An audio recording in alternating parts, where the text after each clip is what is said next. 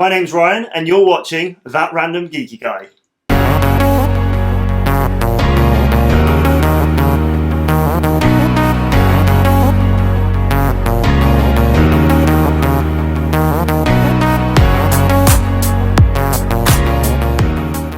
I did something stupid. I built a guest PC during a pandemic. Right, okay, so yes, I have put together a guest PC to go in the man cave in the middle of a pandemic. You must think I'm absolutely nuts because we can't have guests. So what's the point? Well, actually, recent videos, I've done a lot of budget builds, and this is very much that. This is a budget build.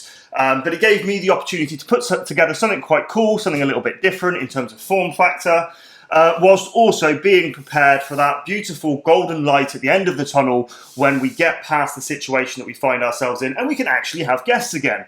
So that's why you have this PC sat in front of you today and why we're talking about it. So what I'm going to do is I'm going to show you how this has been implemented in the man cave in a little bit, because that's quite an interesting one.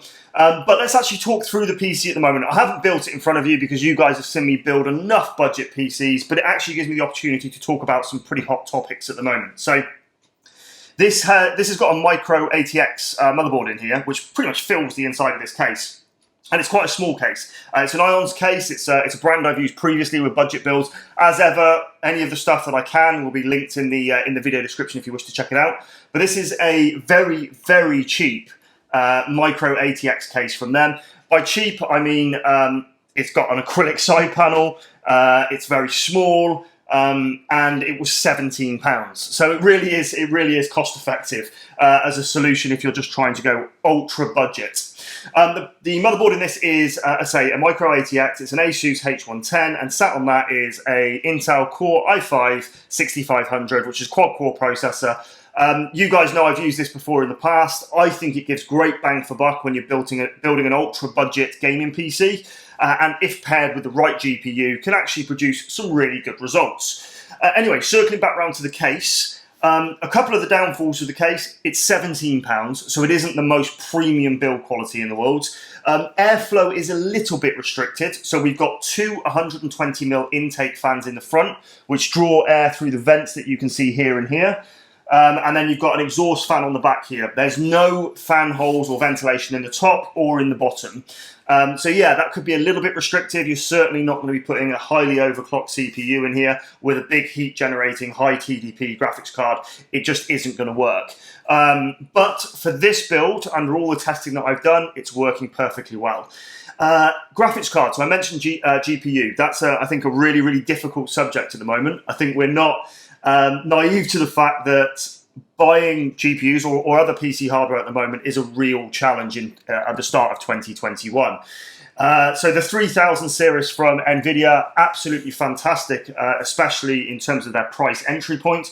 I'm lucky to have a 3070 in my own personal rig, but actually getting a card at MSRP is a real challenge. I was quite lucky in that I did, but these cards are selling out quickly. Production is restricted due to COVID. And then you've got scalpers who are rearing their ugly heads. And then you've also got miners who are sticking their head up above the trenches because Bitcoin and such is back in fashion. And they're certainly going for it with that 30 series. But it actually has a knock-on effect for budget builds, which you might not realise, is that when you haven't got ready availability of that new series, we don't see the reduction in price in the previous series. So the 20 series cards in the used market have not only not gone down in price, but due to the lack of availability of cards, they've actually gone up in price, which is frustrating and creates a real challenge for people on a budget. And unfortunately, that price effect goes all the way down the stack. With the 20 series not going down in price, that means the 10 series hasn't, and the 9 series hasn't.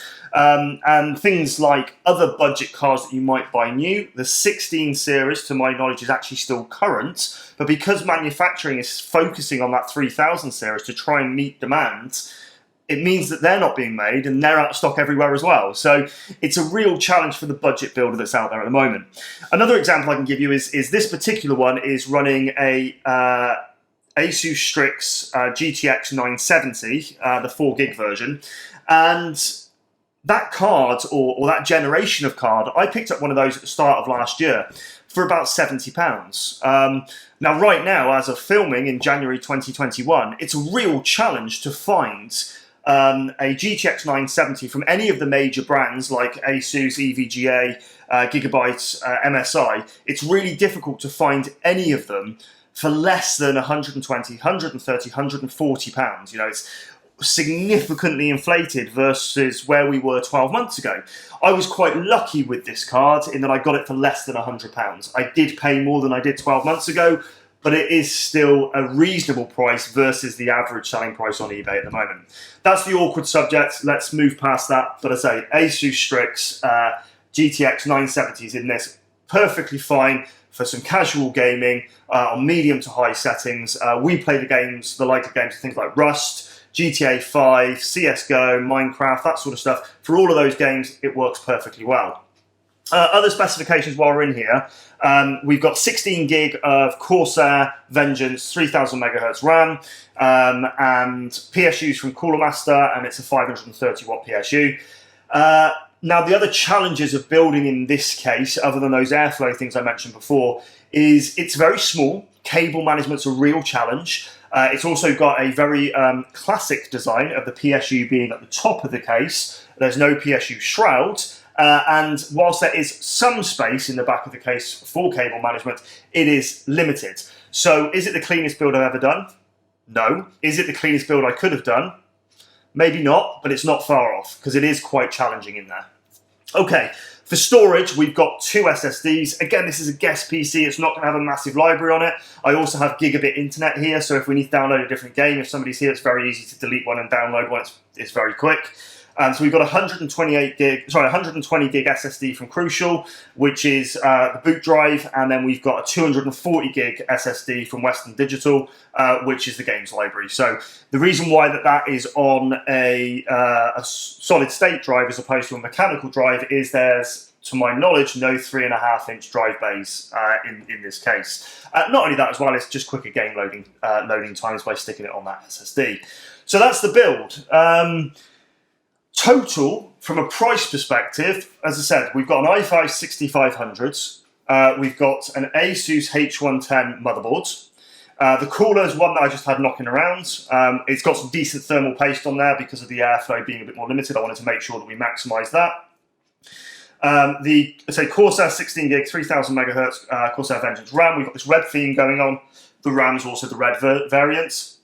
The Asus Strix GTX 970, the case, the PSU, everything all in came into under £250. So, you know, it's a very, very budget-focused build that gives a lot of bang for buck, in my opinion. But as I said, this is a guest PC. So how's this going to work? Let's head on up to the man cave and see how this is going to fit in there. Okay, so we're very vloggy here, and I have to apologise for the audio because we are using in-camera microphones for this bit. But we're just outside the man cave. Let's head on in and go and see what it's all about and how this is all kind of working. So, welcome to the man cave. I'm sure you've already seen the videos all about this, which is good fun. But okay, so what I'm going to do is I'm just going to flip the camera around. While I just very quickly work out how to do this on my new camera. So, there we go. So, here's the man cave. You've all seen it in recent videos. Sorry that there's some light leakage down here. I don't normally shoot in the day, but there we go. There's my rig around here, all set up. A lot of people ask a lot of questions about my setup, so if you do want me to do a standalone video all about it, make sure you slap it in the comment section below. But what you'll notice as I'm panning around the room here is where on earth, in such a small room, are you going to put a guest PC? Just so you're aware that behind me is the door, so it's not going there. So let me show you how this works. What I'm going to do is I'm going to pop you onto a tripod. Actually, before I do that, let's get a bit of better lighting in here so you can actually see what's going on. Okay, There we go. I did it with a remote on the wall rather than using the buzzword, which I'm sure would have annoyed loads of people. So let's flip this back around and let's just put you up onto a tripod here so that you can see what's going on. Okay, so essentially it's all about trying to find a way to fit another PC in a small space. The PC is actually already in here. So what I'm going to do is I'm just going to show you a couple of things close up of how I've actually managed to implement it in here in a convenient way. So again, I'm going to come take you back off that tripod and let's flip you around and let's see what it is that we've got going on in terms of connection. So the PC itself, if I move the tripod out of the way, believe it or not, the PC itself is actually under the desk. So it's tucked away down in this corner. It's currently off at the minute. Don't worry, there is currently a little custom stand to go underneath it and lift it up off the carpet. Even though there's no intakes at the bottom, I would still like to do that. With the PSU being up at the top, it's not drawing in dirty air off the floor. But essentially, I still want to lift this up, so there's a platform to come. But the cables come out the back of here. They run all the way across the sofa daybed here, and then they come down to here. So I've got a lot of cables all pulled out there. This is normally all tucked away and you normally can't see it, but it's just for the sake of the video so you can see exactly how it works. So if I come in close, you'll notice that we have a HDMI connection. And then we also have, tucked under here, it's not normally where it's kept, but I put it there anyway, a USB hub. The important thing with this USB hub, because of the distance that we're doing the USB over, is that it's a powered USB hub, which, especially for RGB, that becomes very important shortly. So what I'm going to do is I'm going to pop you back onto your tripod, and then I can actually get this all started and ready to go. So let's pop that there, and I can show you exactly how this layout is going to work. Please have a bit of patience. It's going to take me a second. There we go. Okay, so first things first, what you're going to see is tucked down behind here are two fold-out tables. All fairly simple so far. So what we'll do is we'll get those out. I'm going to pull all these cables up onto the bed slash daybed and get those ready to go. So they're all in there. Other than that, like I said, the PC's down underneath. It's got all of its power from down underneath.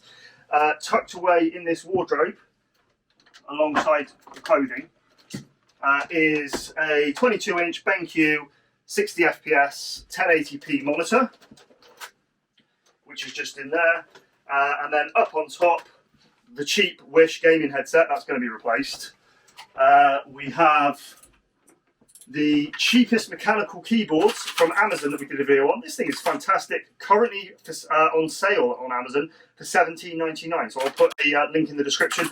100% worth $17.99. In my opinion, it's worth almost twice that. So very good. And then there's also an old Death Adder Elite V2 mouse. So those are all the different bits and pieces that we need. So what I'll do is I'll get this all set up. Back with you in a second.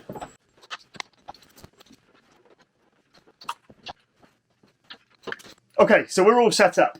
This is all on here. All we need to do now is turn on the computer. So what I'm going to do is you're going to join me down here and we'll get this one switched on. Just give me a second.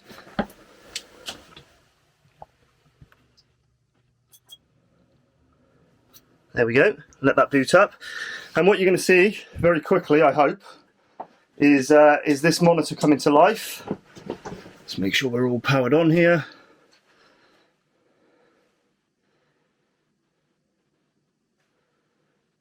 And there we go, we are booting into Windows.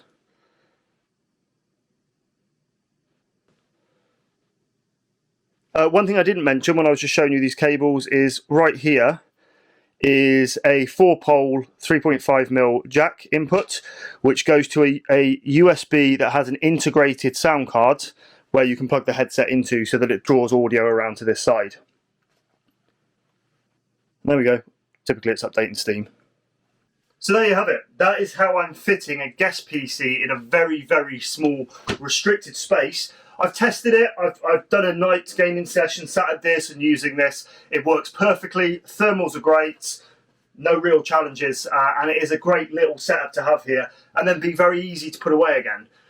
Without somebody having to lug their PC down here or resorting to me having to pay stupid money for a gaming laptop to store here because it's kind of easier. This setup works, and it works really well. So I urge you to really think out the box. When you're thinking about the space that you have available to you, the budget that you have available to you, there's a lot of things that you can do if you really kind of think about it. If you've got any questions at all about this budget build and setup, make sure you stick them in the comment section below. I'd be more than happy to answer any questions that you've got.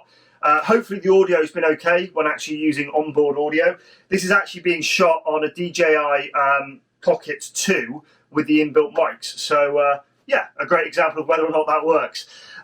Like I said earlier, if you've got any desire to have a video put together about my personal rig, now I've kind of finished it. I know in the PC scene you've never really finished it. You're always going to want to do more. But in its current state, if you want a video about that, hit that like button, bang a comment in the section below, whatever it might be. Just show me that it's something you'd like to see. Other than that, thank you to all of the fans out there who've headed on over to thatrandomgeekyguy.com and picked up one of these Founder Edition t-shirts. It helps the channel massively. It allows me to do things like this. So thank you very much. And like I said, some of these components, some of the things I bought are going to be available on Amazon associate links, which are paid links, but they do support the channel. In the comment section below, definitely make sure you check out the keyboards because it's an exceptional good value and it's on sale at the minute. Thanks for joining me, and until next time, guys, please take care.